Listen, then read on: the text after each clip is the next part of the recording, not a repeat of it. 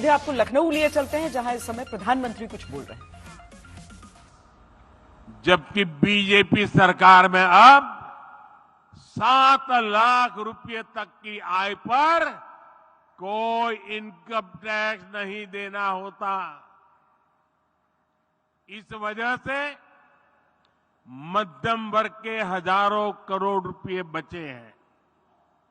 साथियों, हमने यूपी में ईज ऑफ लिविंग और ईज ऑफ डूइंग बिजनेस पर समान बल दिया है।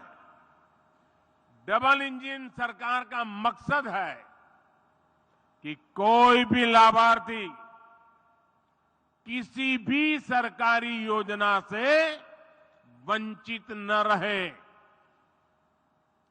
हाल में जो विकसित भारत संकल्प यात्रा हुई है, इसमें भी यूपी के लाखों लाभार्थियों को उनके घर के पास ही योजनाओं से जोड़ा गया है। मोदी की गारंटी वाली गाड़ी गांव-गांव, शहर-शहर पहुंची है।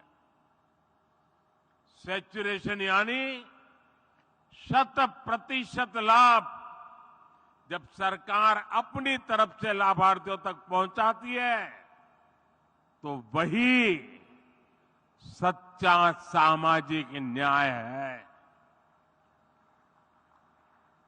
यही सच्चा सेक्युलरिज्म है। आप याद करिए, भ्रष्टाचार और भेदभाव का एक बहुत बड़ा कारण क्या होता है। पहले की सरकारों में लोगों को अपने ही लाभ पाने के लिए लंबी लंबी लाइनें लगानी पड़ती थी। एक खिड़की से दूसरी खिड़की तक कागज लेके भागदौड़ करनी पड़ती थी।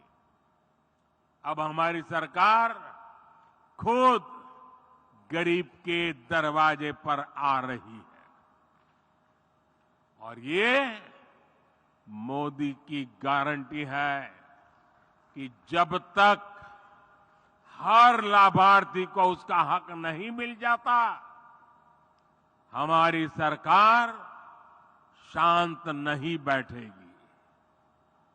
चाहे राशन हो, मुफ्त इलाज हो, पक्का घर हो, बिजली, पानी, गैस कनेक्शन हो, ये हर लाभार्थी को मिलता रहे।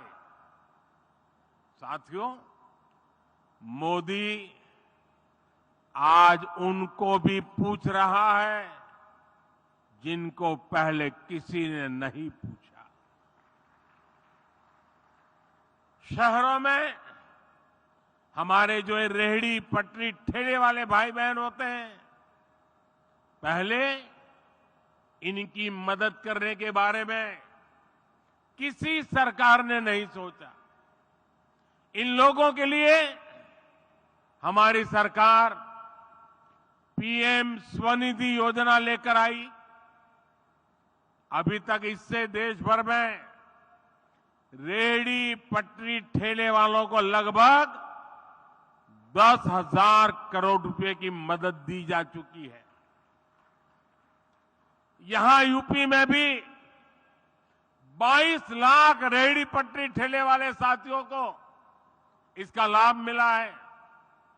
पीएम स्वनिधि योजना का जो प्रभाव हुआ है, वो दिखाता है कि जब गरीब को संबल मिलता है तो वो कुछ भी कर सकता है। पीएम स्वनिधि योजना के अध्ययन में एक बहुत महत्वपूर्ण बात सामने आई है कि स्वनिधि की सहायता प्राप्त करने वाले साथियों को वार्षिक कमाई में औसतन 23,000 रुपये की अतिरिक्त वृद्धि हुई है।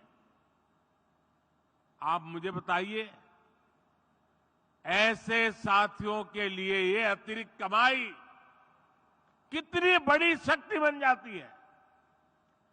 पीएम स्वनिधि योजना ने रेहड़ी पटरी ठेले वालों की खरीद शक्ति को भी बढ़ा दिया है।